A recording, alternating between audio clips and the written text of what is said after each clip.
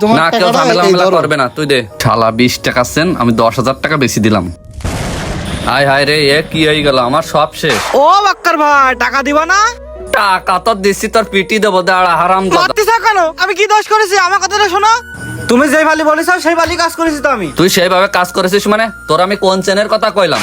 তুমি কইলে ভাবি সেন দিতি, ভাবি কইলো ওয়ার্ড্রপে ওখানে আছে, তাই তো নিয়ে আইছি। এ তুই সত্যি করে কদিন, তুই কি অর্ডারে পরেতে নিয়ে আসিস?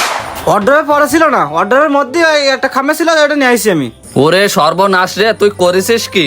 ও ভাগ দেওয়ার সময় তুমি তাল তামাশা করতেছ? আমি কি করেছি? এ আমি কি করেছি মানে? তুই আমার শহর বাড়িতে দিয়ে আসে চেন নিয়ে চলে আসিস, আমার তো এবার বাড়িও জায়গা হবে না, শহর বাড়িও জায়গা হবে না। তুই করেছিস কি? আমার সব শেষ করে ফেলাইছিস। এই জন্য তুই ভাবি আসছে অলং নিয়ে ঘুরে বেড়াচ্ছে।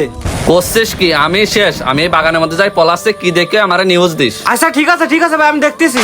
হ্যাঁ এখন বলাচ্ছ কেন? মানুষ হয়তো নিজের ভূমি বাজ গেছে, তাই আমি বলাচ্ছ না? আমি জানি না কিছু, আমি গেলাম।